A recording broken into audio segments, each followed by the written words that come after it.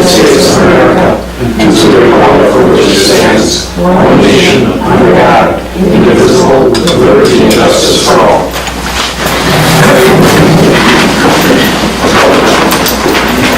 Call this village board meeting to order. Roll call shows everybody is present. July 20th, 2017 regular board meeting minutes. Any questions or corrections? Hearing none, we'll need a motion. I'll move to approve. I'll second it. All in favor, say aye. Aye. Opposed? Approved. Is there any agenda changes? None I know of. Then we'll open the public hearing for special assessments for asphalt roadway construction of Industrial Park Avenue between Main Street and County Road TT. Are there anybody here that wants to make a comment on it? Yes?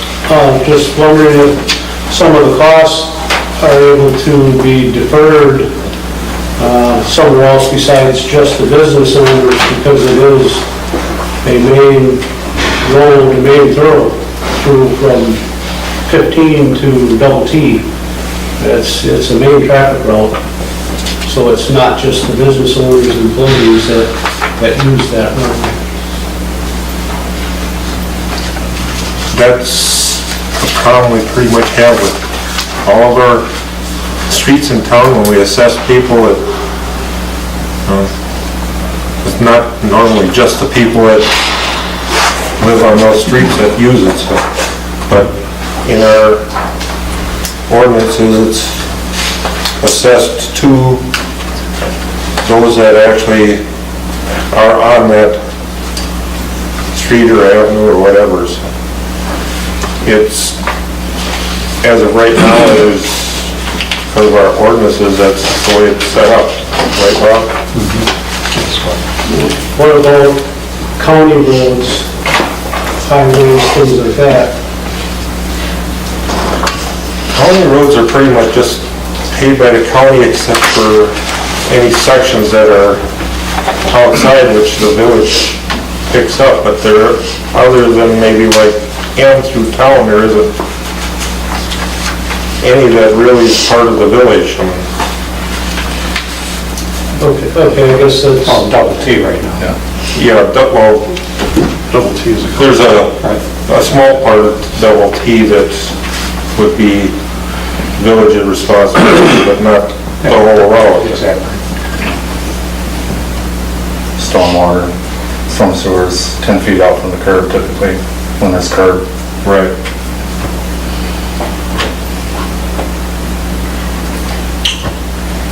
So, I guess I just looked at it like it's not really the village street, it's Highway 15 and then cut across onto Double T and down Highway Elm. There's a lot of traffic that uses that.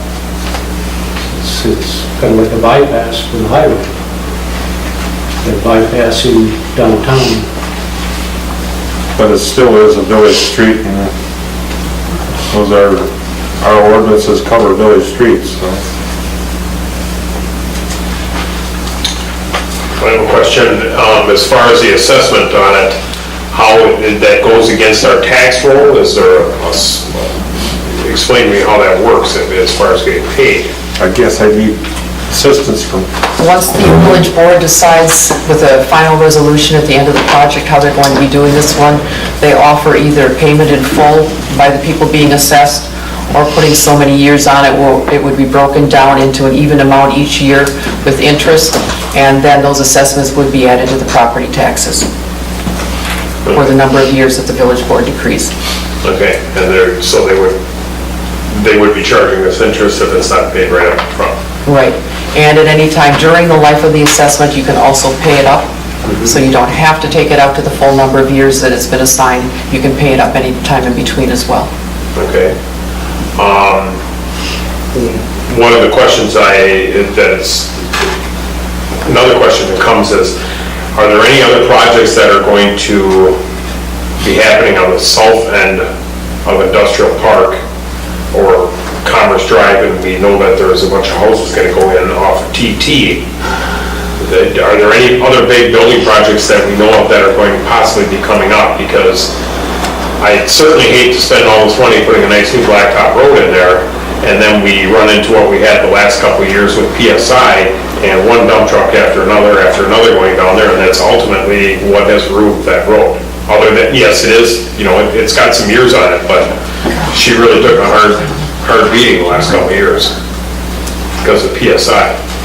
So I hate to see us spend all this money, and we know there's, you know, possibility something coming up, somebody's knocking at the door of a building down there, and we get this new road, and then it's 200 dump trucks a day going down there hauling gravel in there. As far as that, the only thing I know of is the development of the residential area out on TT. Well, Yeah. the two developments within the industrial park, but that's in progress right now Yeah. on the south Yeah. end of the industrial park. Well, it would be ideal to build a road and not have heavy traffic on it. That's kind of unrealistic. Well, I'm just saying, all of a sudden you say, you know, hey, we know there's a big thing going on there next year. You know, the road, yes, it is, you know, it is getting bad shape, in another year, to be able to run it, let the hard traffic go through it, ruin the road completely, and then replace it. That's just what I'm getting at. It is gonna be milled and relayed to a heavier standard than a typical municipal street, so it should be fine. It is over 30 years old, and it's had a lot of truck traffic on it, and there's really not much holding together in the curves, so I'm not sure what else we can do. We can't stymie growth just for the potential traffic, so. But in answer to your question is, I got that you were asking if there's anything that we know of that's on the And that's- horizon. right. And the answer to that is that there isn't anything planned other than what's already going on with the subdivision that you mentioned you were aware of, and then the two developments that are happening within the industrial park. Those are the only things that are happening in that area that we are aware of at this time.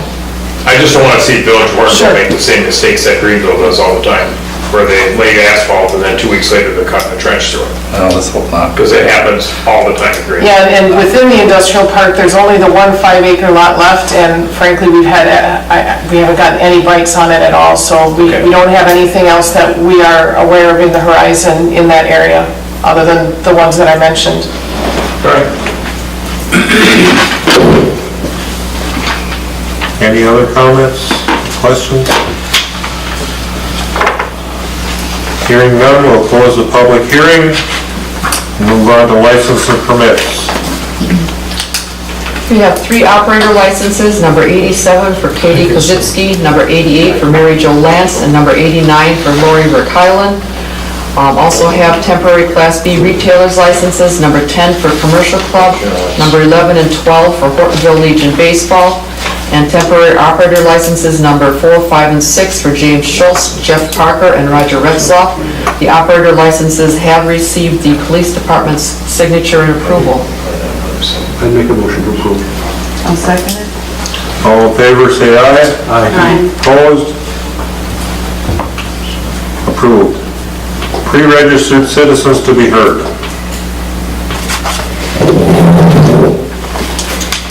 No. Committee reports, library board. I passed out some papers. I'm not going to go into a lot of detail on them, I'll give it just an overview. We yearly review our bylaws, and this year we just reviewed them, and every member of the library board has signed them. And the original is at the library, but here's our bylaws in case anyone's curious. We have the 2 meeting minutes. We have the corrected minutes from June 6th and the most recent from July 11th. And last is something to probably hold on to during budget time. It's a lot of statistical information that we just want to make sure you're aware of what's going on in the library statistically. So if you have any questions, I can try and answer them. Otherwise, Rachel can also answer, or I can get information. So you have them in your packets.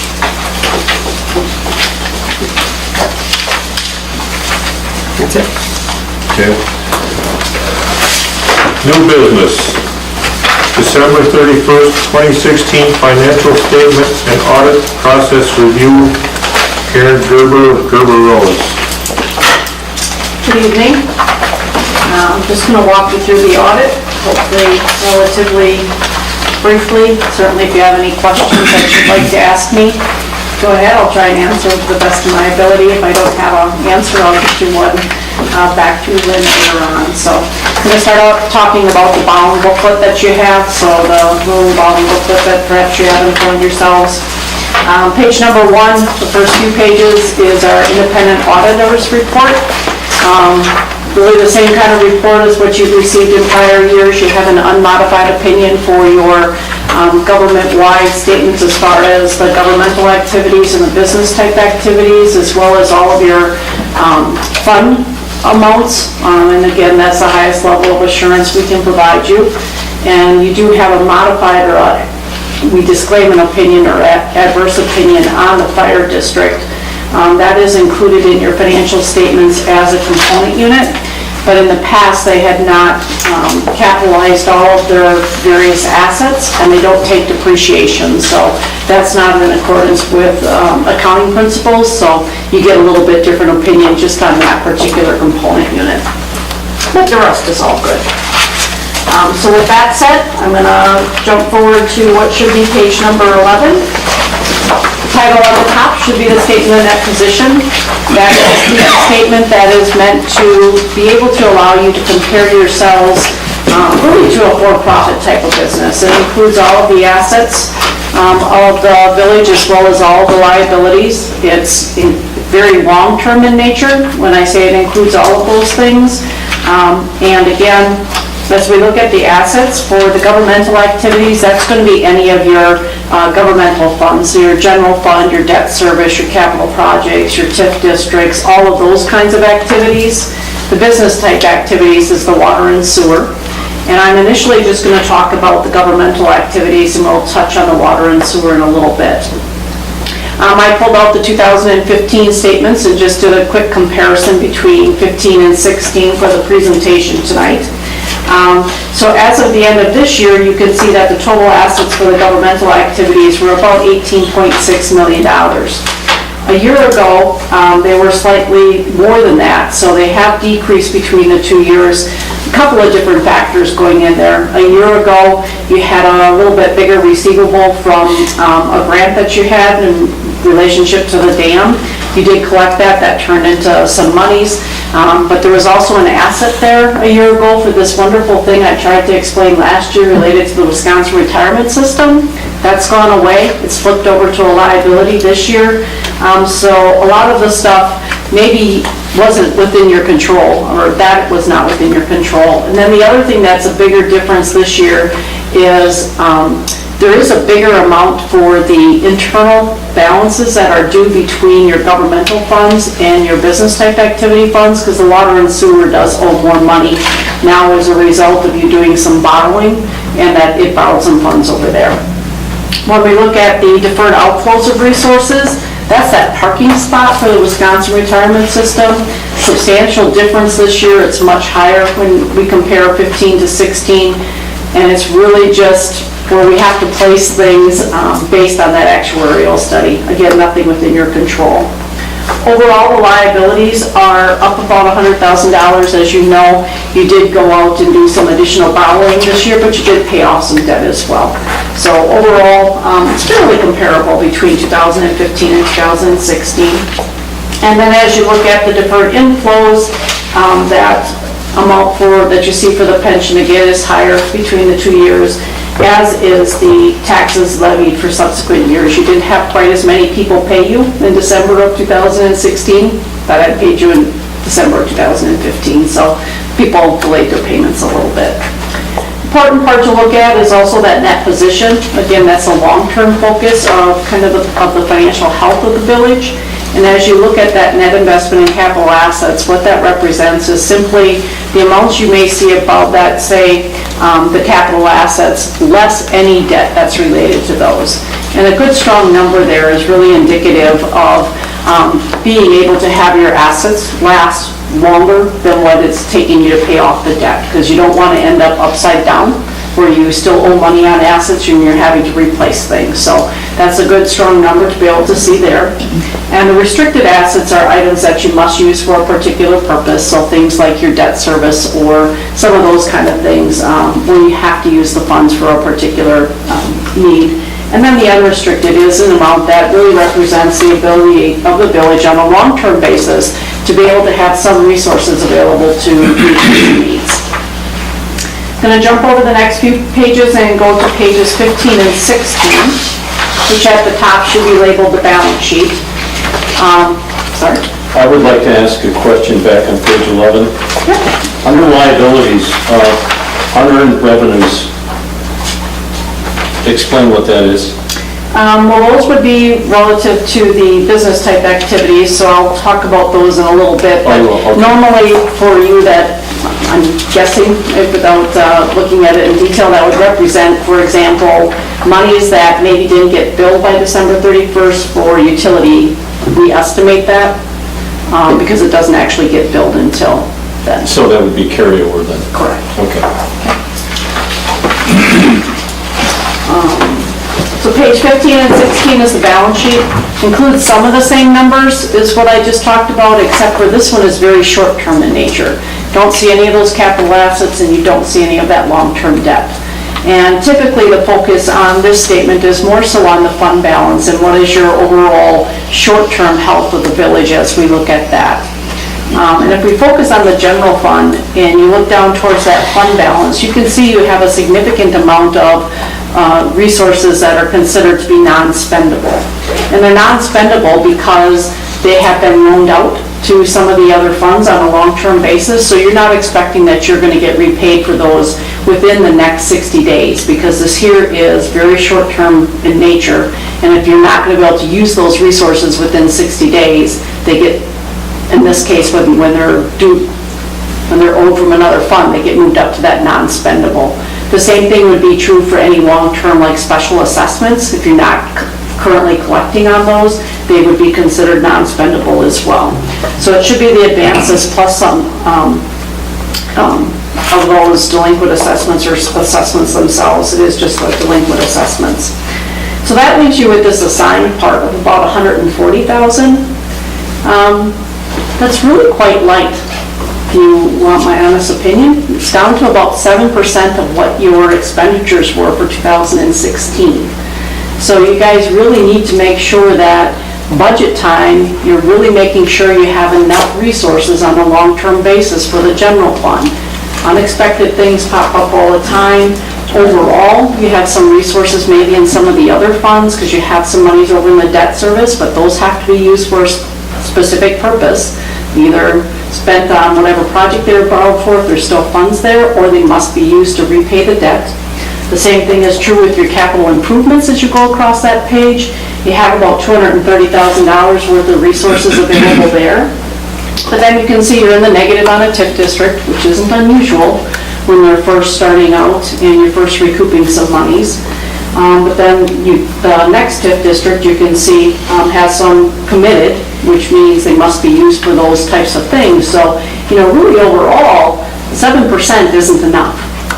Okay, so you should be doing minimum, and I'll tell you bare minimum in my opinion is 15%. As high as up to for some, they might get to be 35. Because if you think about it, if we're looking at that in relationship to a typical year's expenditures, 3 months would be 25%, right? So you're talking about being able to lay something aside in a savings account. Correct. For possible future need against our low levy cap. Which we are right now at 7%. Right. And so, Which we should be at least a bare minimum of 15, so we're more than doubling that. right, and you... Or should be. And you have to get it from somewhere? Right. And where do we get it? Which is really tough when you have levy limits like you currently have. But, so sometimes as you get new construction, maybe it's a place where you can take those assets and say, hey, you know what? We're not going to increase some expenses. We're going to allow those new monies coming in to let us build a little bit better fund balance. How do we do that with the levy cap when we they base it off of your last year's levy for your percentage that you're, when you apply the percentage to the last year's levy, and if we set aside money that's not part of our levy, so then we have a lesser amount that we can levy the next year. We don't get as much of an increase when we don't spend it. If you have the net new construction, because you always get that portion of it, so I guess I'd have to go through that calculation, but you should be able to build some fund balance by, even if you're not spending it. You don't have to spend it in order to build that. Okay, so we'd be able to levy for it and then put it aside? Right. Kind of. We tried that with some of our reserve accounts for special things now.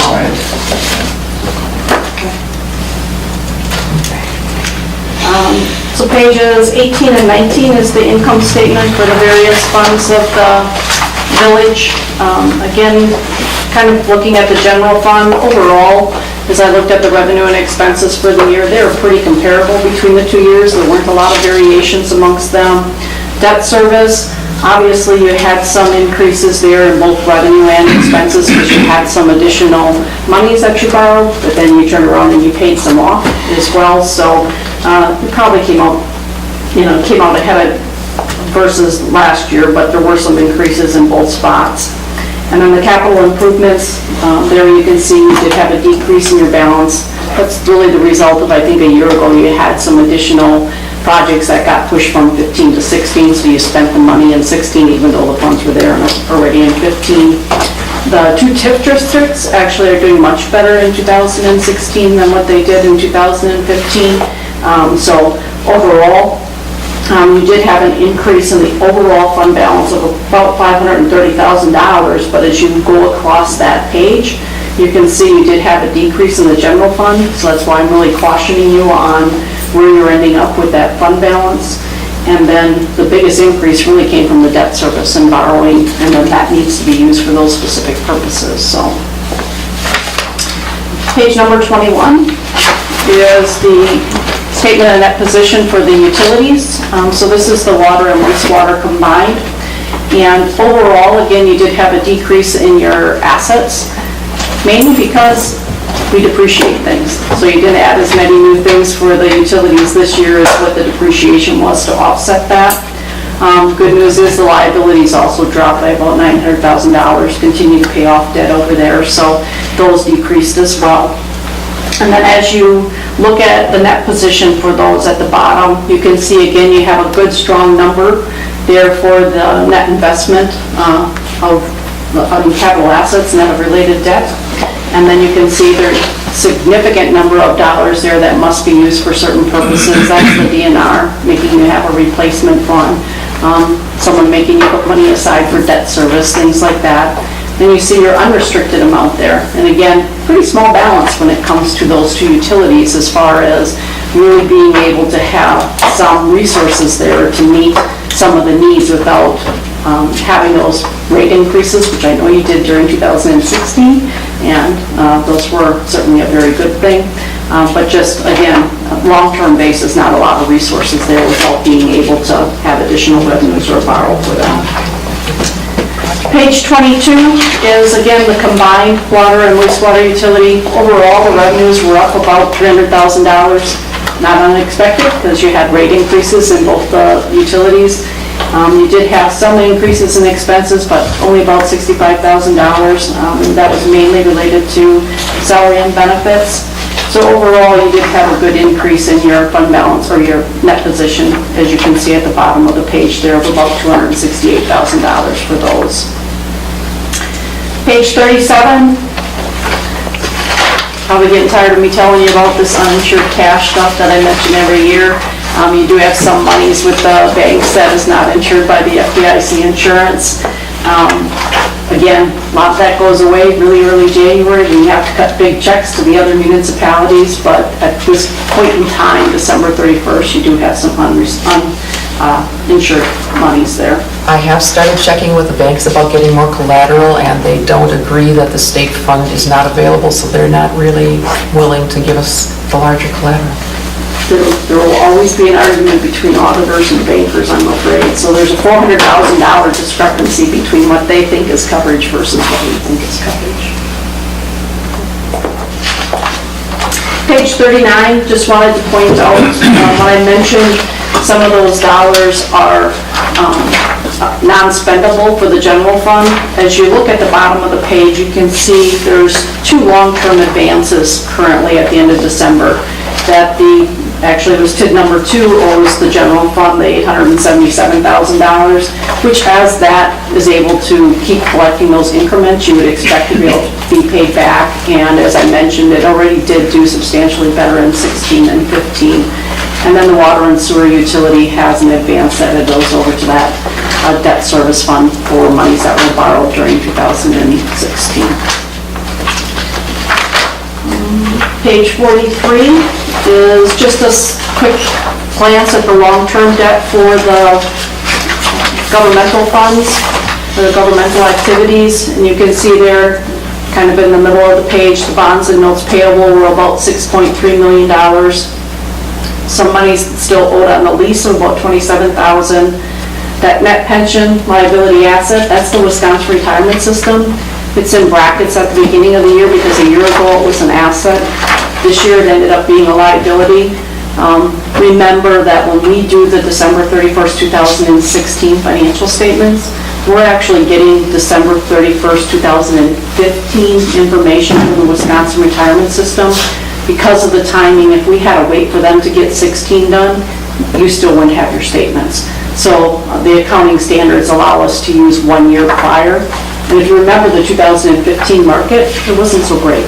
So part of the reason why it flipped over to a liability is purely market performance, and that it didn't have enough assets being generated from the market going up. Should fare much better in 2017 based on what's been happening, but 15 wasn't a real great year. And then at the top of page 44 is just the same summary for the business type activities. So for the water and sewer utilities, you can see there the revenue bonds for a little over $4 million as of the end of the year. A couple of other things there for lease payable, and again, that net pension liability.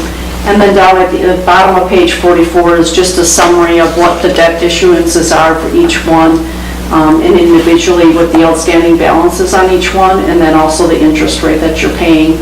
And you can also see the final maturity dates there. Page 45 in the middle of there, someone mentioned the levy limit, or the debt limit, I think. That does tell you in the middle there what your margin of indebtedness is. So you could borrow up to about $9.1 million. As of the end of 2016, you had about 6.3 outstanding.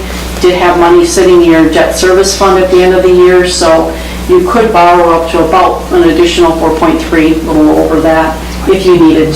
Certainly don't want to get yourself to where you're pushing against a limit, because then that kind of backs you into a corner and doesn't allow you to be very flexible with borrowing either, so. Bad rates too. Page 57, going to jump all the way back there, is just the budgetary comparison. If you're wondering, hey, how well did we fare with what we thought was going to happen when we took out our crystal ball versus where we ended up, that gives you a quick synopsis of how you ended up between the two. And then page 61 is the individual operating revenue and expenses for the water and wastewater utilities, so you can see how they did individually for the year, if you're curious on those. And then page 62 to 64 is more detailed on the budget. You're looking for some specific line items on how well you did compared to budget. Okay. Any other questions there? Just one I have back on 21. What's your depreciation schedule on the water plant and sewer plant? Are these both the same? It varies by the type of asset, and for those, they are the same, I believe, for the water and the sewer, and it depends on the type of asset it is. So I think the mains are... Is it like straight line? Yes. Okay. It is definitely straight line. So if there's some computer equipment, it's probably only 5 years, but Right. if there's mains... Right. So it's a longer term? Correct. Okay. Some of the improvements are up to 100 years, some are 50 years. Wow.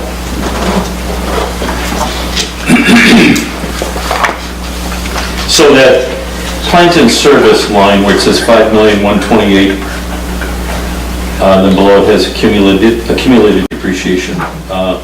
That 1.5 million will not be an offset to 5.1. Is that correct? So we're not going to end up with a number that's 3.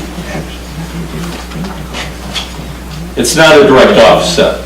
Am I correct in saying that? In other words, we're not going, at next year's report, we won't see 5.1 million depreciate, offset and reduced by 1.5 with a net of 3.8 or whatever it is.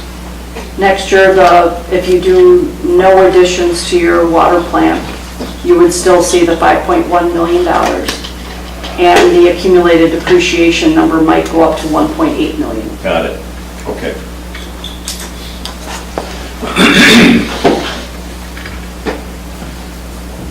Any other questions or comments?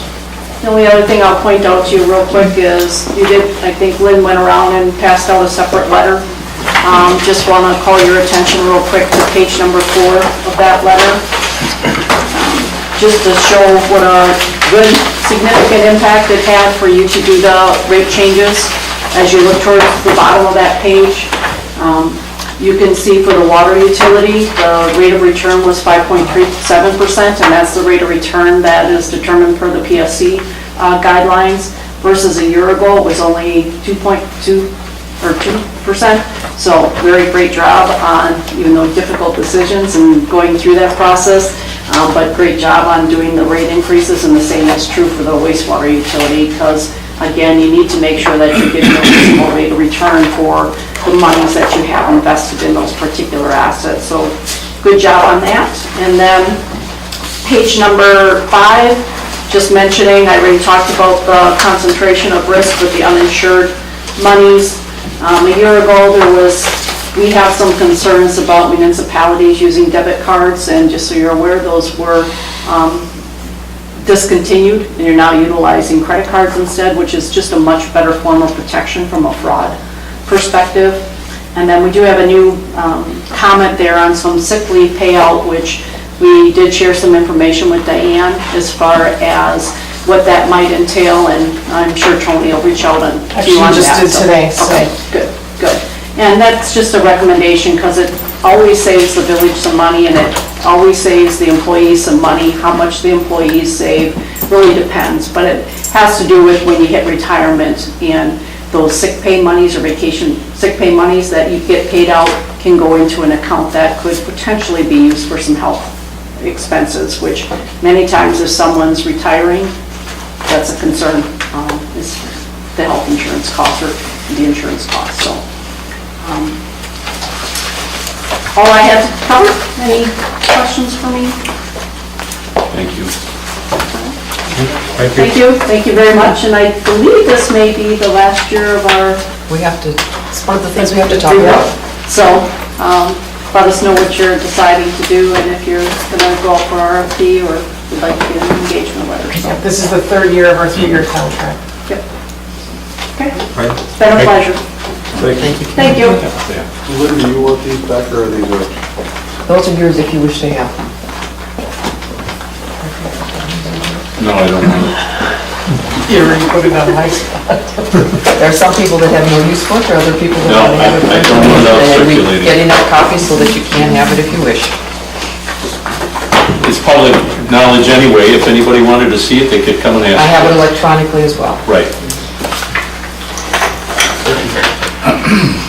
Industrial Park paving award alternate bid items, change order number 1. You want Ron to take it? I'm gonna let Ron Wolf take this. This is the section between County Highway TT and State Highway 15. Sure. The assessment portion. Okay, so back at the very end of June, we bid out the contracts for the surface course in the new industrial park south of TT.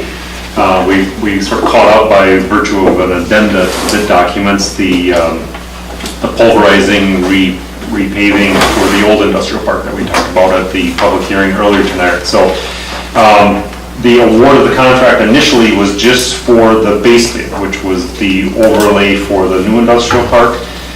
We sort of deferred, if you will, the award of the contract items for the old industrial park until tonight, just to kind of get through the legalities of making sure that we have the public hearing in order first before the village would consider awarding that contract. So the change order basically is to add in that $130,000 worth of paving items for the old industrial park. They were part of the bid process, so, I mean, it was publicly bid, so it's not a number we negotiated or jumped up with the contractor. It was actually bid back in the end of June, I believe it was the end of June. But, so that's just a contractual situation, I guess, to get that rolled in and made part of MCC's contract for the paving. So if you approve it, it would mean that you're moving ahead with the project and by extension, I guess, intending to special assess the properties in the industrial park for the work. So it's just, I guess, the point where you need to make a decision whether you're proceeding with the project or going to just stick with the base bid, which is everything south of TT. At what point does the board have to decide if it's a 1-year, 5-year, 10-year assessment? Does that come later? That would be with our final resolution at the end of the project.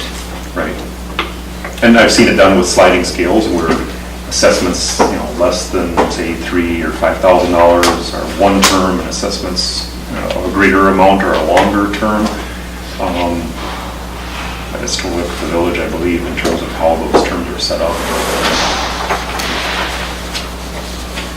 And commercial properties would be typically done a little more aggressively than residential properties in terms of the payment per year. Now, is this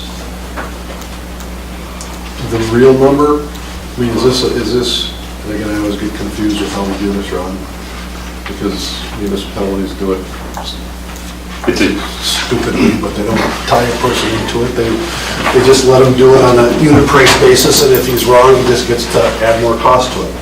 I'm assuming that's what we've done here. It's a unit price contract, like you referred to. What I hate. But we're comfortable that this is that it's not going to be over $130,000?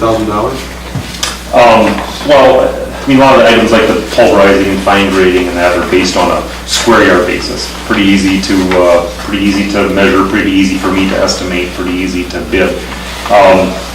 The asphalt pavement is done on a per ton basis. When I estimate the tonnage, if I think if my calculations are 1,000, I'll bid, well, actually, that's a good example. I'll bid in this example like 1,100 tons. So there's a little fluff floating around in some of these numbers, and that there's a textbook way of calculating quantity, and I'll typically go a little over because sometimes you make decisions when you're in the field. You want to go an extra 30 feet up a side street or something, and you might need a few of those extra tons to get the job covered. Traditionally, on a job like this, with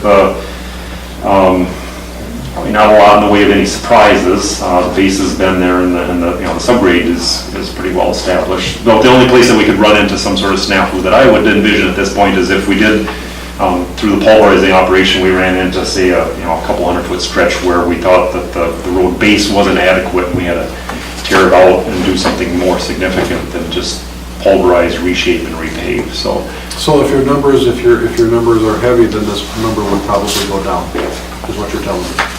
I would anticipate our final payment to MCC would be less than 130. Okay. But I absolutely guarantee it. Of course, I can't ask you. Now, I'll also say, and it Well, you wasn't, could, by just telling him to give us a bid for it. And that would guarantee it, but I understand. the numbers that are published in the special assessment report also have a contingency amount in them. The goal is to make the special assessments at the end come down not only by virtue of if this $130,000 estimated cost comes down, but I do have a contingency amount in the assessments that will come back out at the end. Again, we put the contingency in because, for example, if the 130 becomes 140 because we do encounter something that we don't anticipate, we don't want to be in a situation where the village has to eat the extra 10. That extra 10 is sort of baked in the cake in terms of my preliminary assessment calculation. It just comes out at the end. So whatever the real number is at the end is what's assessed to the property owners, but there's a contingency amount built into that at this stage. Okay. So that should come down. I would anticipate in the normal course of action on a project like this final assessments might be 10 or 12% less than what's on paper right now, if we don't use any of that contingency.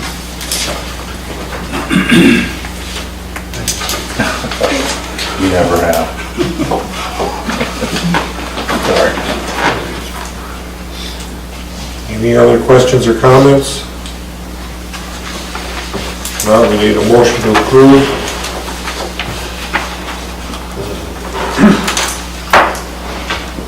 I'll make the motion to approve change order 1. I'll second. And if we could have a roll call vote?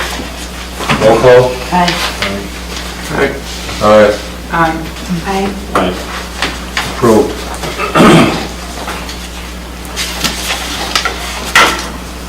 We'll move on to C, which is bike night motorcycle parking request, commercial club, Hortonville. I'll take that one. This is a request, again, from a commercial club for their Harley, typically the Thursday before the Harley raffle, they have a bike night downtown. And I think we've allowed motorcycle parking down there for the last quite a few years. I don't know how long, but typically we put up no parking, motorcycle parking only signs on the north side of the road and just on the south side between Pine and Mill. We leave open the side in front of Otter Creek for cars. So again, we're just looking for a motion. I think you have. And you're You have that in okay front of with you. this again? Yep. Yeah, no problems. You do have a memo in front of you supplying possible motions for the 3 requests tonight so that we cover all the bases. So if I was to make a motion and just say, as it's written here, would that be, I would write that in as your motion. is that okay? Or should I read it? Why don't you read it for the benefit of People who are Fans here. out in the audience? people? Yeah, people. Okay, I'll make a motion to, for the bike night parking exception request, approve a special exception to the parking codes to allow motorcycle parking only on August 17th, 2017, on both sides of West Main Street between Pine Street and Mill Street, and on the north side of West Main Street between Pine Street and Nash Street from 4 p.m. to 10 p.m. I'll second that. All in favor, say aye. Aye. Opposed? Approved. Handicap parking exception for commercial club Harley raffle. I'll take this one as well.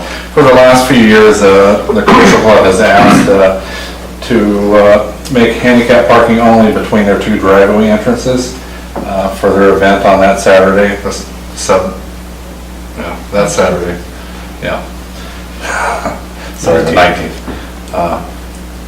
Anyways, we typically approve that. They supply the handicap signs, and I think the officers have supported that too.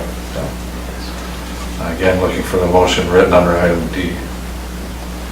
Somebody else want to read? You're good. All right, I will make a motion for the handicap parking exception request to approve a special exception to the parking codes to allow handicap parking only on the west side of Oak Street between commercial club park driveways during the commercial club Harley raffle event on August 19th, 2017. I'll second it. All in favor, say aye. Aye. Opposed? Approved. Benefit bike ride parking request, Heroes Fire Military. I'll take that one as well. The benefit bike ride is still taking place, but the parking request has been canceled. But we are looking for possibly some officer support at downtown. Maybe have an officer there when they come through town, something like that. I know it's not on the agenda, but it's something the police department would probably offer. So we don't want to No, we don't want to. do this? Yeah, we're having to. Okay, so what do you need a motion for something? No. maintenance. Nothing there. I think the officer in charge is probably going to have somebody at the corner, and that's within his realm. Yeah, I've shared emails on it already, and we'll get the person in charge of the ride to get in contact with our officer that day. We've done it before, and we'll just manage the lights out there so they can all kind of stay together. That's the idea, so. Sounds good. And usually when we have a ride come through town, they usually block traffic down by I don't know which way they're gonna come through, down by the Blackguard or by Nash Street. Yeah, I know Officer Kazuski's working that day, and I had emailed Jack to get the contact information of the person in charge there, so we'll work on that, but. I didn't hear the question. Well, usually the bikers just do it themselves, but I don't know. They like a little help when it comes to an intersection. Yeah. like The greatest traffic idea. Stopping all lights, Yeah. you just stay The lights. together. Just like if they were going down. Yeah, they're just taking it right, they're coming out, they're going M into town, at the stop the lights, they're taking a right, heading back out. They're coming from the north, right? Right? Yeah. Taking, yeah, okay. Yeah. It is safer when they stay together.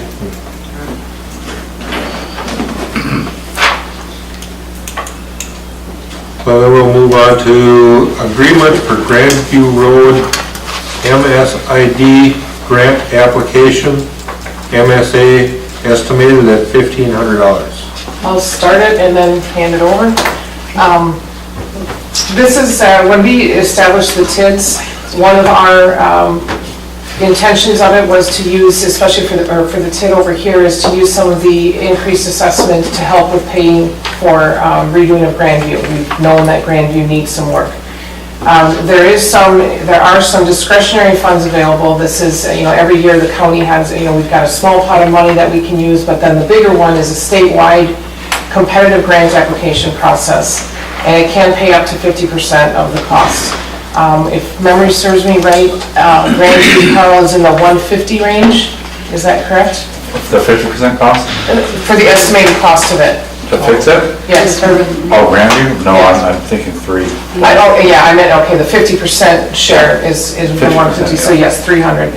So what we'd like to do is try to go for the discretionary funds to cover the 50% and hopefully, and use TID increment to cover the other 50%. But as I said, this is a very competitive grant application process, and I think there's last year there was 8 awarded throughout the state. Last year, I believe you're right. Yes. So I asked MSA to provide a proposal for their services to work on the grant because it's a complicated grant application process. And so that's what you have in front of you. And the cost, I think I can't remember if we got back together on that, as we believe that the cost could be charged to the TID rather than levy. We did clarify that is in fact the case. Okay. So that's the background on it, and I guess I'll turn it over to...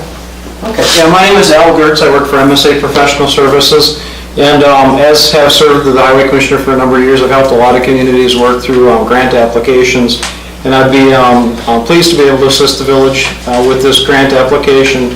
As Diane mentioned, rather than competing with grants within the county that typically get $8 to $10 to $15, maybe $23,000, this competes on a statewide level.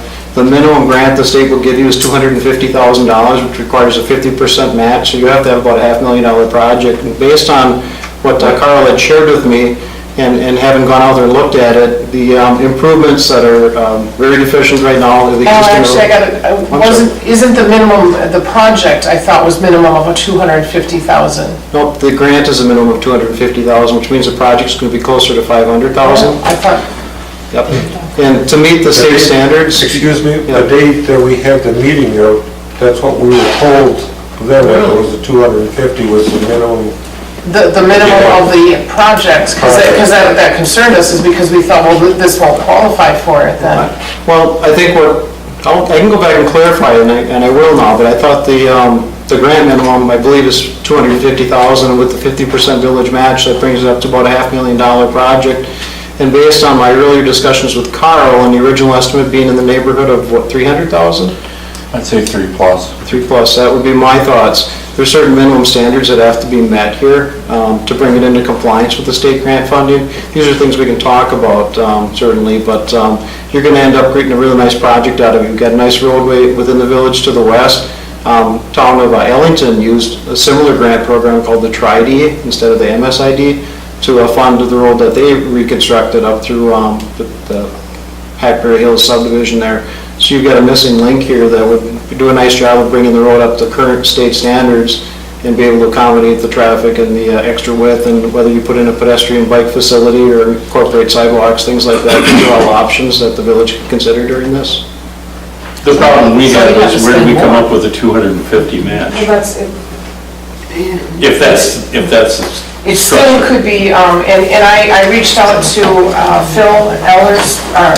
Phil Casson with Ellers, who is our TID consultant, and he said, given the estimated assessment of Care Partners and the minimum requirement of investment for the Brooks Litwin development, with those two being in the TID 2, he would be comfortable with the village borrowing up to 1.6 million.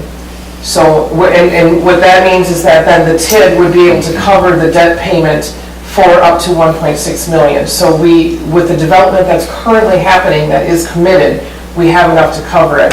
But getting back on it is because the reason I recall it, being brought up is because in the list that you had of the projects that were awarded last year, there's one that was under 500,000. So that's what made us kind of ask that last time. So I just like to get that clarified. I'll clarify that, and I believe if the project doesn't meet that threshold, then what they'll do is they'll reimburse you a lesser amount. Instead of the 250, it might be 230 or 220, something like that. But they generally try to attain typical of about $250,000 grant spread throughout the state of Wisconsin with, again, a 50% match. Well, we could wrap Warner Street into it.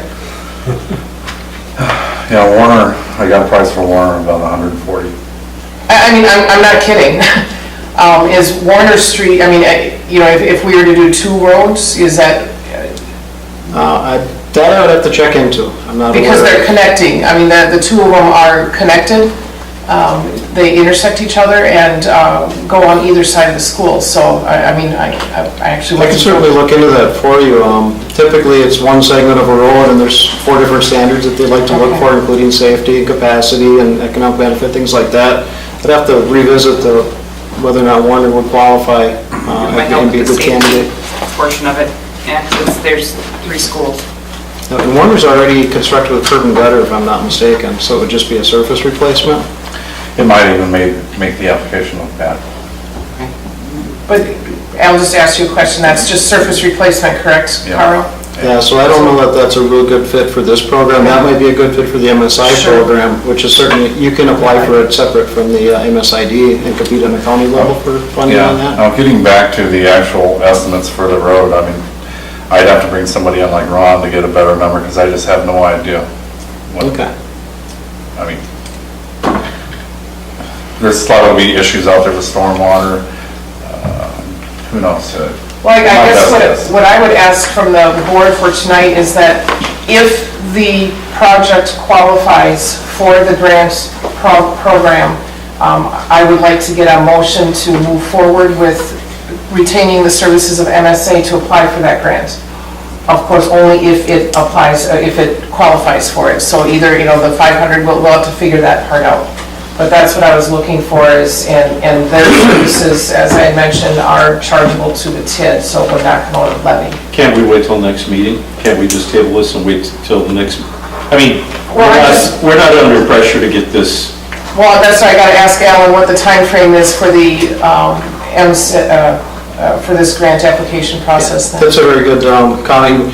We're actually kind of ahead of the game. The county highway commissioners typically rule out the program. They haven't even gotten it yet. I met with Dean Steingraber this morning. So by getting the information ahead of time, it gave us an ample amount of time to do justice, to go out and collect data, get the counts, get the support of the local businesses, things like that, get statements from the bus and the school district, because there's a lot of safety concerns out in that segment.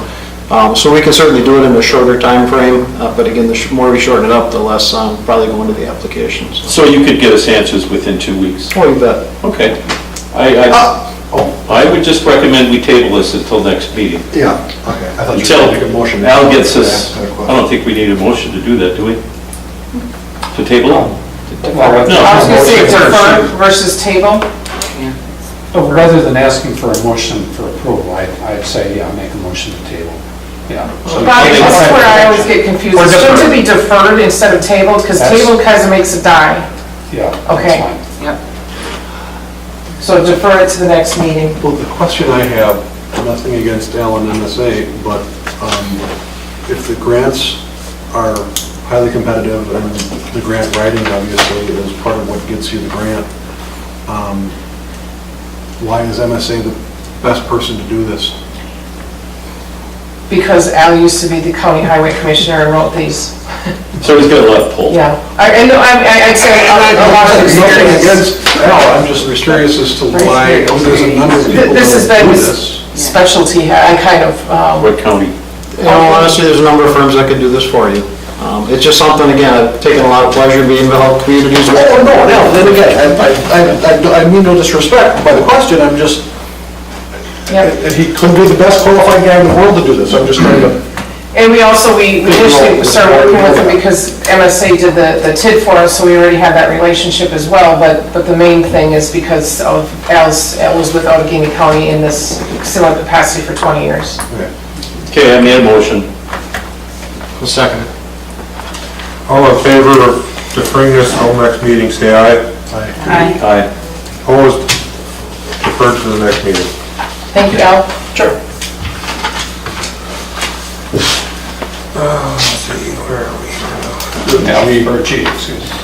First reading of 0-7-17 ordinance to create section 17.107 issuance of permits and amend section 14.01 building permits and inspections. I'll take this. This is one that I brought to you before, told you we were gonna work on it, it's just that I didn't get get it into an ordinance form. This has already been through the Planning and Zoning Commission, and they approved of, or recommended for approval, the concept of it as well as the specific language for it. What this is doing is, we've had instances where there's a known zoning violation on a property, and then they go out and get a building permit to kind of continue the violation. So this is to, one, incentivize people to clean up a violation so that they can get a building permit if they want it, and also to prevent the issuance of building permits that could increase the violation. There is no intention of, I specifically put on here if the parcel has a known and documented zoning violation. I did that because the intent is not for staff to go out and certify it doesn't have a zoning violation before permits are issued. It's just for those properties that if we already know there's a violation and there's been documentation of it. So this is changing both Chapter 17, which is zoning, it's changing that code to mention it, and it's also changing the building, Chapter 14, which is the building code, so that it's covered and reflected in both ordinances that are impacted. And this being a first reading, we don't have to do anything tonight. We go on to recycling carts. If you recall, last year, Outagamie County and several municipalities joined forces to apply for a grant for recycling carts. We did not do it at that time. We didn't bring it forward because frankly, it was difficult timing because it was at the same time that we were having the rate increases for sewer and water. Outagamie County wrote us again. I've got the letter on here sent out. They have extended the reduced cost that was available from the contractors when the grant was out to it's $47.25 per recycling cart. And Outagamie County states in this letter that the contract that we have for curbside recycling is due in 2019, and they anticipate it's likely that the cost to non-carded municipalities will go up because it's not uniform. So they're offering it to the municipalities again to purchase the carts at the $47.25 reduced rate, and they're encouraging all the municipalities to do so. This would be something that would be assessed or charged to the households.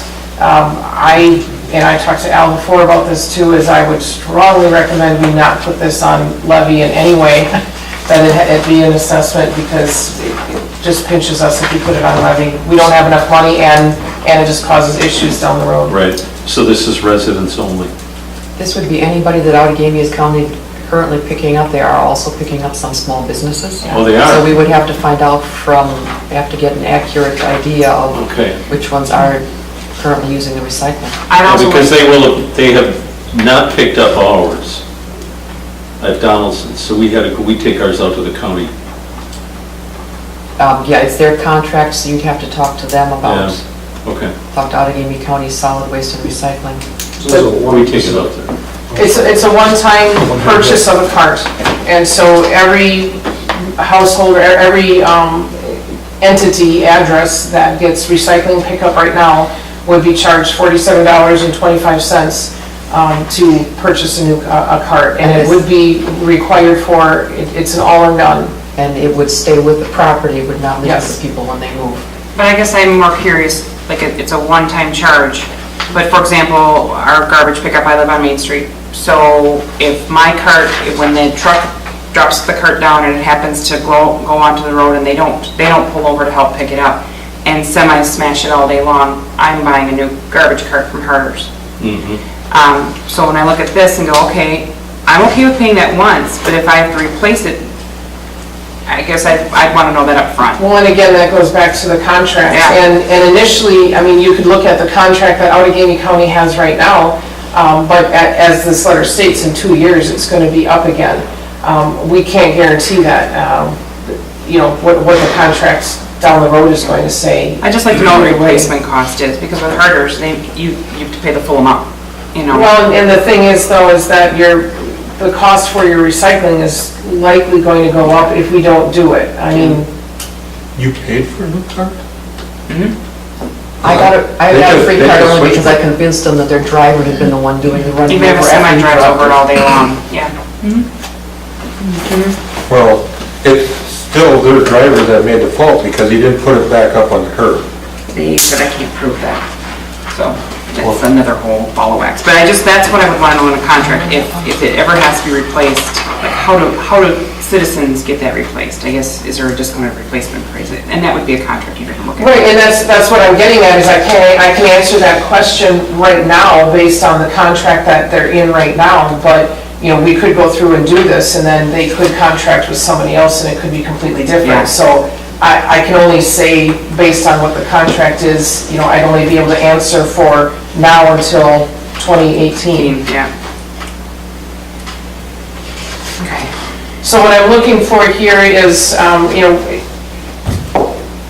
I guess to start the process, or not. Do you want us to pursue this? Because this would be contacting all the, sending out notices to all the residents, figuring out how many addresses currently, we've done nothing with this at this point other than get the letter. So before we do anything, we wanted to bring it to the board on if this is something that we want to move forward with. Is this an opt-in or an opt-out, or it's just everyone gets a cart? I would have to look at the contract, but I believe it's an all-in is what they would. Just like our garbage, you don't have a choice. Okay, just wondering, because I can see recycling going down if people had to purchase the special cart, if it was an opt-out. But if it's not an opt-out, then it's an all or nothing. And they do state in here that they did find that people were recycling more because they had a more convenient manner for doing it. I know, I've got one, and I've got a huge cart that we use for recycling now, and purposeful. so should we move forward as staff? I don't think I really need a motion because it's just directing us on yes, you want us to pursue this, or no. Are you talking about pursuing to finish it off or looking into it? Yeah, that's a good point. So how does the board feel? How soon would we move into it? Beginning of the year? You would do a contract right now with them and then it would start January 1st? I mean, and that's something that we could look into further, so I guess that's kind of Well, the where. offer is available until September 1. Well, that's only Oh, Yeah. one. So we have this. I mean, we're gonna pay Something regardless. Either our that's not- cost is gonna go up or we're gonna purchase Yeah. a cart. exactly, yes. Yeah. We really don't have a lot of choice. That's how I feel. Like I had mentioned, is last year, we kind of kicked the can, pun intended, down the road, but that's because the timing was just, we just felt that that would go over like a lead balloon. I mean, they Too already. much all at once. Exactly, but we did know at that time that this is something that, it was inevitable. It is inevitable. You know, this really doesn't affect us or me, and I'd rather not table this, but I would like to defer it, probably till the next meeting, maybe to get some more information and come back and make a decision then. Well, I guess the things that I would need to know then, and that's fine, but I understand your question. I guess And the replacement cost? Replacement cost. Right. I would need to know, any other specific questions, because really it's, I mean, When will the carts be starting to be used? Kelly, you were saying something? It would just, according to what Bob just said, he got, yeah.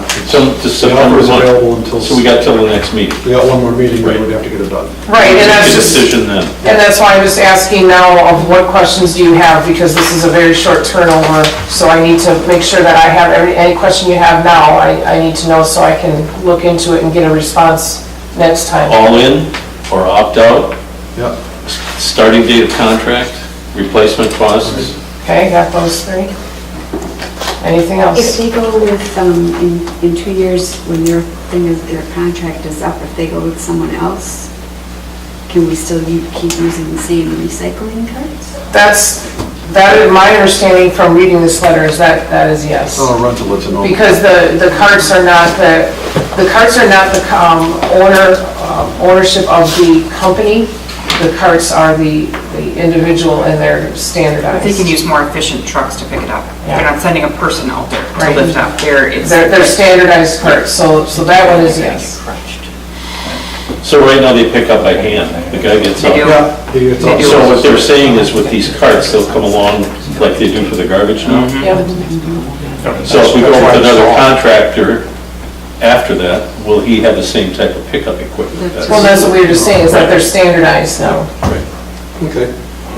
All right, then for future agenda items, let's put that on right away for that and the MSA grant for next. If anybody meeting. comes up with any questions, make sure to give them to Diane so she can find out what they are. That was just, you made a motion that it wasn't seconded. Oh, yeah. No, I made the motion. I'll second it. All in favor? Yeah, I- right. Okay, this deferred to the next meeting. Any miscellaneous topics for future discussion? We need to schedule a public hearing for the downtown zoning code and I guess, reading of the ordinance. We had a public informational meeting already.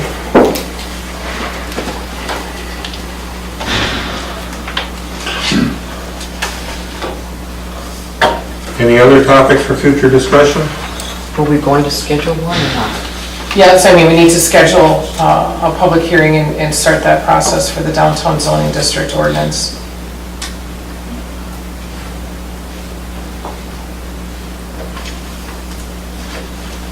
Again, any others?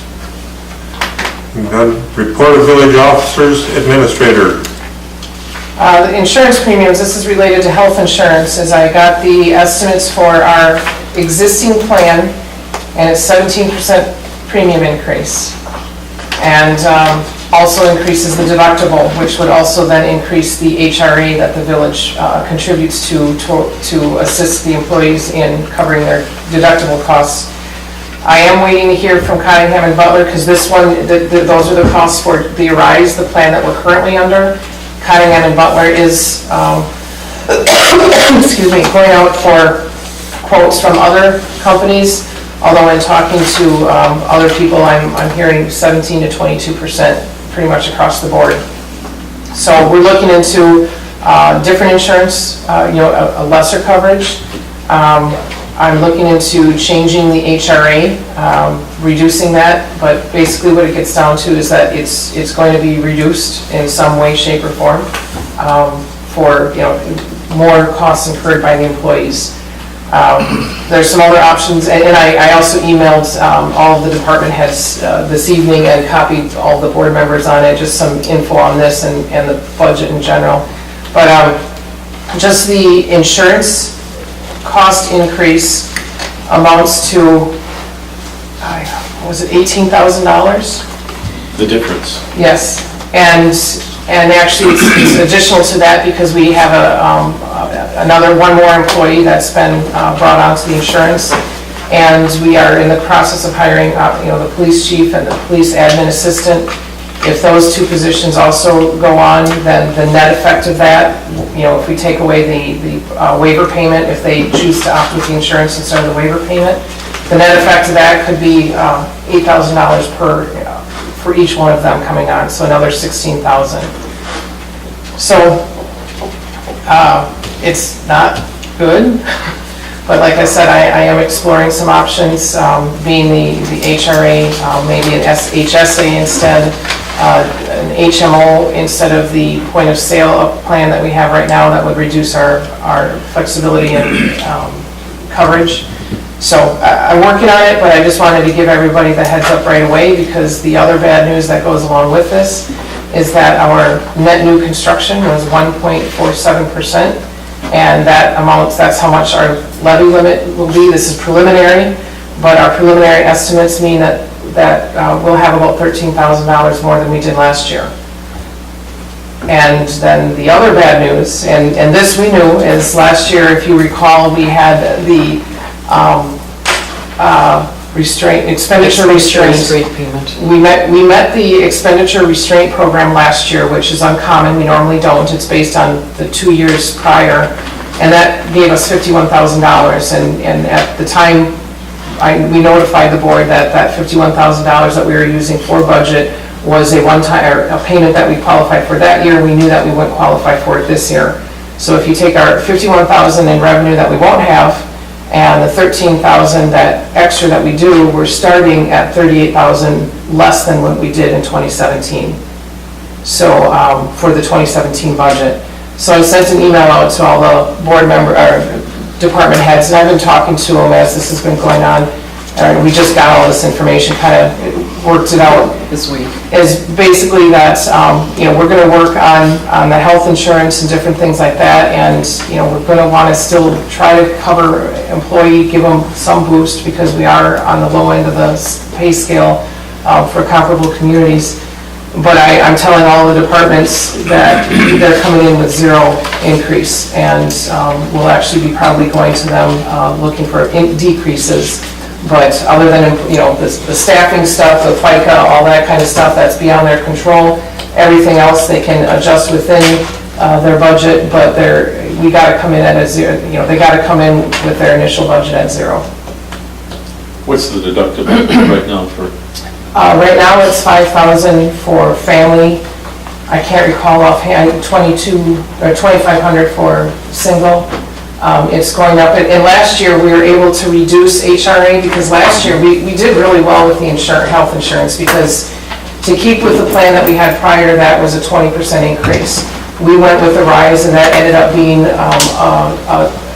a wash, the same as what we had been paying previously, and we got a little bonus because the deductible went down, so then the HRA payment that the village made went down. So last year we really lucked out on how that happened. So this year we have a high deductible plan. Yeah. And so the HRA, kind of playing around with that, my initial estimates and looking at some possibilities on it could save us in the ballpark of $13,000 if we still offered some but not as much, and if we tweaked it a little bit, but I'm still working on that. But either way, it is a reduction. But what I'm looking at with the HRA, one thing is that to make it more equitable, because right now, some employees use it all, and it's a $5,000, or $4,500, whatever, let's round it to $5,000. It's an extra $5,000 that they get, but then employees that don't really use it and don't go, use the health insurance as much, it's not as much of one. So what I'm thinking of proposing is that it's the same amount regardless, and not the total maximum, that it just be, $1,000 or $2,000, not covering the full deductible and not changing it based on single or family, because otherwise if somebody's married and has kids, then you're giving them a bonus more than somebody who's single, and that's not really. So I'm going to reduce it, or propose to reduce it, and propose to make it equitable across the board. But I don't have the quotes back. I expect them soon from the other insurance companies, but I just don't anticipate a whole lot of difference. But on the brighter side of it though, is that with all the development, we've got a lot of development going on, it's just that all of our assessment for the 2017 or 18 budget is based on 2016, and in 2016, we had 11 homes, but not a lot of industry, not a lot of commercial.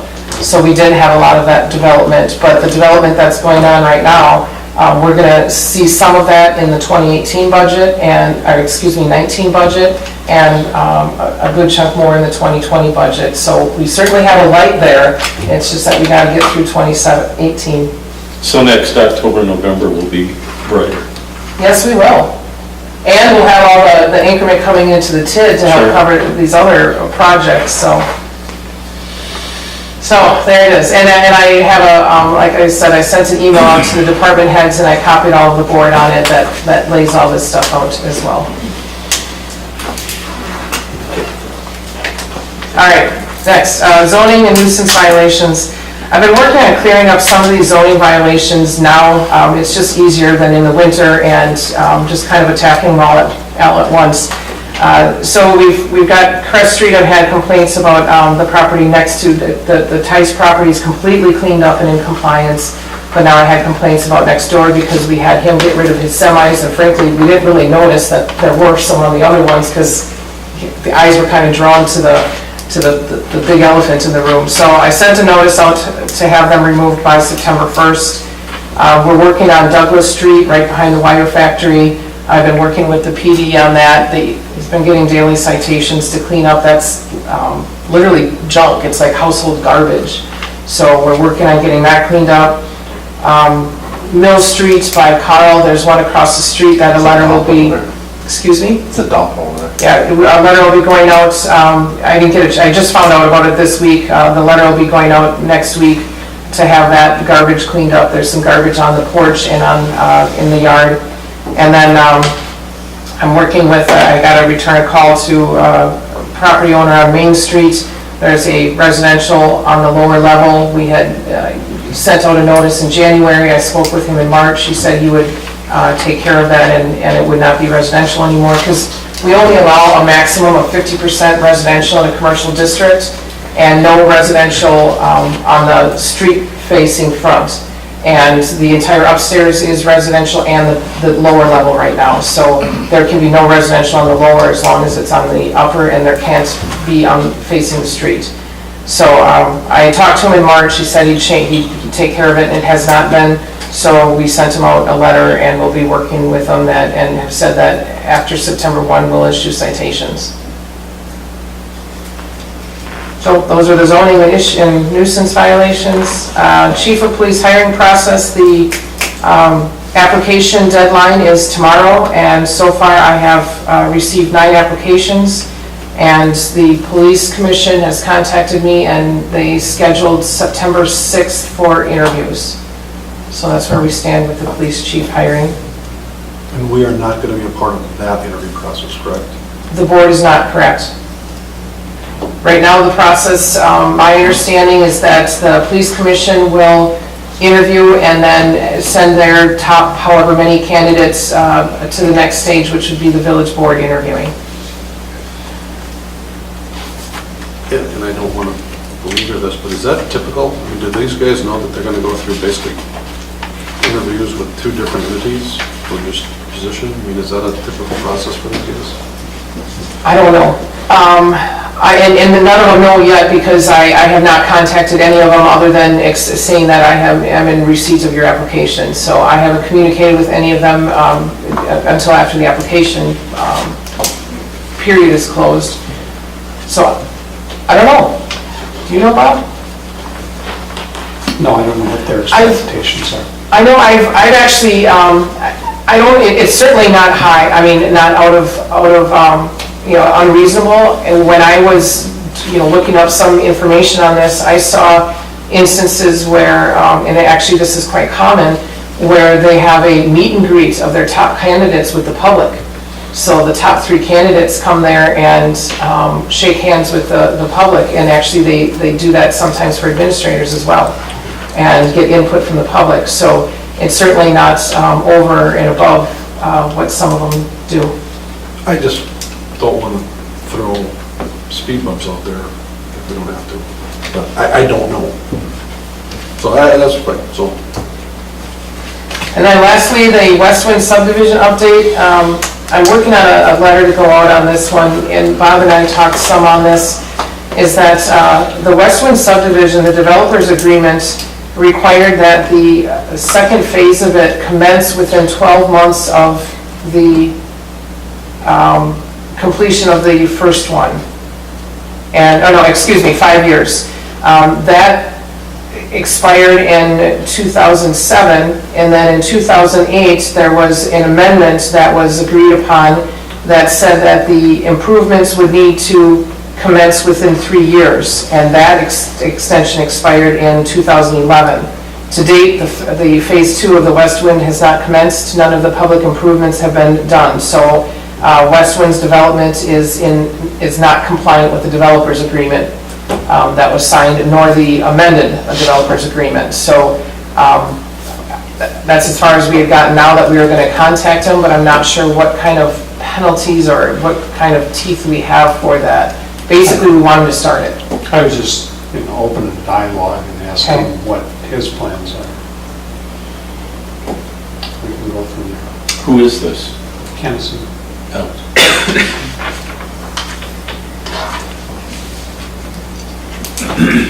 So a letter will go out to open that dialogue and try to encourage the commencement of that. It'd obviously be in the village's best interest, because again, you're adding development and assessment. We have had questions about that area over there too, of people wanting to go Yeah. ahead and start some building. Where's that? Cordy Lane, just south of Nye Street, Lincoln and Cordy. And it actually would extend, Jaco would extend a little bit further, and you would have Shy Lane continuing between Cordy and Jaco. What she said. What she said. I don't have all my street names down yet. Okay, that's all. Clerk treasurer. Okay, you have in your hands the financial report for the accounts that we hold for the village and the utility. This does let people know where we're at with a lot of the reserve funds that we have out there. So that is of interest to department heads and some of the village board.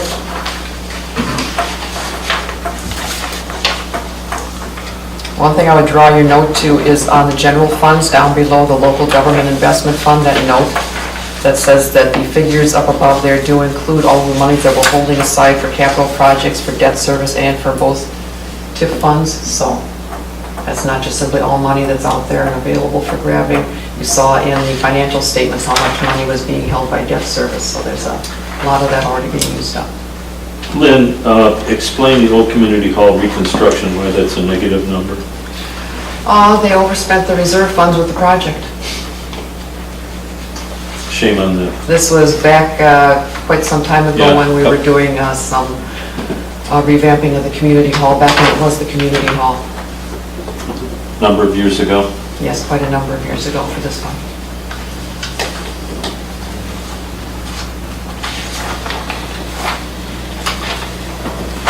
So why do we continue to carry it on? Because it hasn't been dissolved by anyone. How do we dissolve it? The village board would have to decide that they were going to get rid of that reserve fund, and then we would meld it into the general, and it would just simply decrease. Is there any Since it's reason to already- keep it? I don't feel so as a negative. It's sort of like when you have somebody that owes you money for long enough and you say, okay, Right. this is enough. Right. And there's Forgive and not forget. actually anybody out here we can chase for this money. It's not like I'm looking to do any collections in order to get it back. so No, I know. So how do we move forward? I could go ahead and put something on for an agenda item. I mean, how many years has this been carried? Give me an estimate. 15? More than that. Let's get rid of it. Do something with it. It'll make your life easier. Yeah, we would get rid of something that's not going Right. anywhere. Anything else you think we should address? Any other ones we might want to address on this? Not specifically to address, most of these that are on here are either currently being used, and that includes almost everything on here. Okay. The only other thing would be the comprehensive plan reserve, which is at $14,000. 2 years ago, we were going to use 10,000 of that for the budget. We didn't need it, so I went back in here. I told Diane I'm going to propose again that we would drop that one down with that 10,000 because we had found the last time we redid the comprehensive plan that we were able to do it for a lot less than that. I would still leave some money in here. How much would you want to leave in there? I would just simply take the 10 out. Okay, so you'd leave 4. But that would happen during Can you budget. put that on? That would happen during Well, budget time. Oh, budget I've time. already got my eyes on that You do? 10,000, Okay. oh, yes. Well, I know where you're going to put it, too. Yeah, same with that insurance, liability insurance we saved. You and I are going the same direction? Oh, Okay. Aren't you full? that's like too. I did. Talked about that all night long. Okay, so let's have that as an agenda item next time. Thank you. So that's it? Director of Public Works. I just have 3 quick items. This Saturday, we're having our annual electronics recycling event out here in the parking lot from 8 a.m. to noon. I think you all have flyers, or have seen flyers at one time, I don't know. And cards were mailed to homes as well. Yeah. The Town of Clayton sanitary agreement status, as you know, we went through quite a process hammering that out and getting it signed and hand-delivered over to the Town of Clayton, and I have yet to hear anything back from them, good, bad, or ugly. So I'm going to bring that up as a topic for discussion at a Public Works Committee meeting I'd like to schedule. The same with item number 3, change in engineering companies that we hire for our pool. There's one I'd like to get rid of and just bring one in. So that, again, that's another topic for a future Public Works meeting. So I don't think it would be that long of a meeting, but maybe 30 minutes before the next board meeting if we've got time. Am I on that committee? It used to be. Public Works, no, well, Jeannie, Sorry. Jack, Julie, and Don. And Al. I'm bucking it up for you, yeah. So, yeah, I'm asking for a Public Works Committee meeting before the next board meeting. At 6 o'clock on the 20th. Wait, no, there's the 17th. I'm at the 20th, and I don't have to come. It's a Sunday. I know. Nice try. That's all I have. No, I wasn't It actually. was too long. Just be this way. At the 20th. Okay, Police Department, Brian. Yeah, 3 quick items also. First, the hiring update. Last week, the PFC and I met Wednesday for interviews for part-time patrol positions. They recommended or gave me a hiring list. This is for 2 positions. I have completed the background investigations on them and given them conditional offers. So that's just pending psychological and medical evaluations. Our administrative assistant, Officer Hines, been filling in there. We did post that position, collected the applications. Diane and I are going to be interviewing for that position next Wednesday. I'm hopeful that we can have that position filled by the 1st of September. And then on the SRO front, because we will have that open until we hire the chief of police, I had 2 full-time officers submit letters of interest. So Diane, the superintendent, Todd, Tim, and I will be sitting down with those interested next week and determining who that'll be so I can schedule out the next few months for the officers. The second one is National Night Out. We had it last Tuesday. It was a huge success. We had about 200 community members in attendance, so it was really good. We had all sorts of things going on. I think everybody enjoyed the taser demonstration probably the most. So I got to give Officer Kazuski and Ross props for taking that on. Did they draw a short straw, or did they volunteer? No, usually with new officers, we do the training and then they can have the option to be tased, and so they decided to do it in front of everybody. And it was quite the hit, so. I got a photo. Yeah, and I just, got to recognize the officers. We had about 20 raffle prizes. We had about $1,000 worth of donations from area businesses, entertainment, food. So they went out and collected those donations, so to give them recognition for that. And then also the fire department and EMS, they were there supporting and did an obstacle course, which the kids really seemed to enjoy as well. So We'll be posting all the information on our Facebook page with all the donors, and then I know Diane took a bunch of photos and videos. I didn't do video, but all the photos, I put a bunch up on the village's Facebook page too, and it's interesting because that posting really took off. There's, you get a counter on it, and it's like a bit over 2,000 now, and a lot of likes and people, a couple comments, but. Yeah, I know we'll put the videos of the taser demonstration on our page as well, so everybody likes to see officers get tased, so. And then the last one, I just wanted to recognize Officer Kazuski. Over the last month or so, or a couple months, we've gotten a couple residences in town that we were getting complaints on drug activity, possible drug activity, kind of went above and beyond, investigated those. We got search warrants for both of those residences. We executed those search warrants. We found a large amount of narcotics and paraphernalia in both of those residences. So we have charges pending for possession of THC, delivery of THC, possession of methamphetamine, and drug paraphernalia. So I just want to recognize him for going above and beyond and pursuing those issues. It takes a lot of work. So. Actually, the other thing I just wanted to mention too is, if you're not already aware, we have a drop box now for prescription medication drop box right in the hallway there.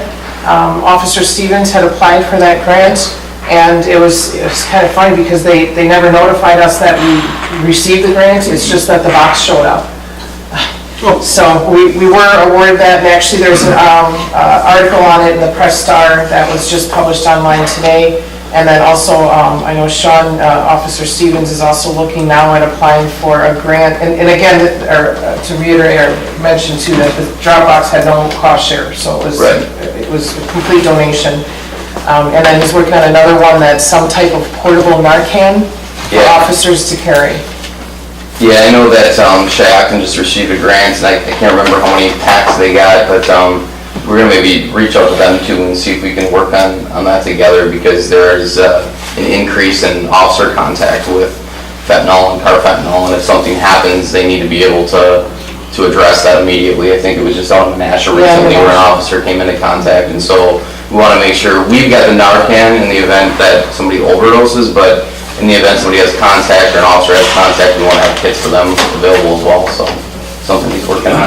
But the drug Dropbox thing is a great thing for our community, because we get so many calls for people wanting to drop them off, and it's a more efficient way to handle those things than what we were doing, so. And it's available 24/7. Yes. So, and then they installed a sharp box, because the sharps aren't supposed to go in it, but they've installed a sharp box above it on the wall, so that there is a drop off for sharps. What's a sharp? A sharp needle. Lancets, needles, anything, yeah. That's all I got. Hey, Brett? Library director's not here. Attorney? Two things. We just were contacted today by the property manager for JP Morgan on the Schilling property, so I'll keep you posted. And then we're still waiting word from Corp Counsel on the county meal program with the contract for the lower part of the On your meal site. Right. So I have nothing to report there, but we haven't forgot about it. I just don't know where that is at the county level.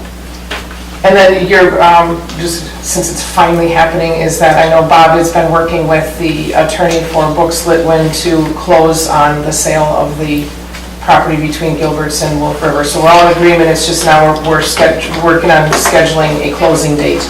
Yeah, and all the documents are done, it's just a matter of exchanging them. So yeah, that'll be done beginning of next week, I think at the latest. Yeah, thanks for reminding me. It's been a long time coming. From the first time I talked to him. Yeah, so that's all I have. Building permit report is in your packet. Comments or questions on that? Now we'll go to presentation of accounts and other claims against the village.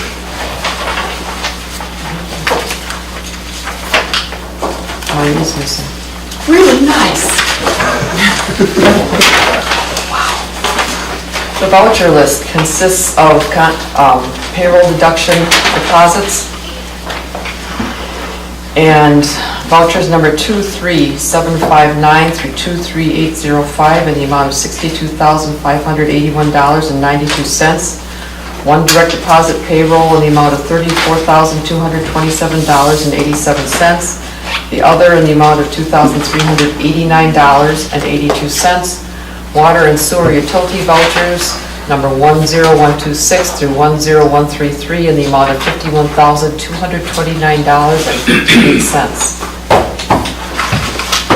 I'll make a motion to approve. Second. Roll call. Aye. Aye. Aye. Aye. Aye. Approved. Communications and miscellaneous business, Gold Cross ambulance report is in your packet. Any comments or questions? Comments and suggestions from citizens present? Okay. Use this as an opportunity, please, Mr. Chair. Sure. I did look up the program rules, and I apologize, I misspoke. The $250,000 is simply a guideline that's put out by the DOT. They'd like to see those projects coming around that. It's not a minimum, and as I provided, and I apologize, we did provide some documentation. The last biennium that grants were awarded to municipalities throughout Wisconsin, they went as low as $133,000 and as high as $343,000. So there is no $250,000 minimum, so I apologize for misleading you. There's still some other questions, Al, that you can provide us with, And I understand it's already... our answers to questions. Just wanted to clarify that before we left. so Thank you. Then we are open for adjournment. I'll make that motion. All in favor, say aye. Aye. Opposed? We are adjourned.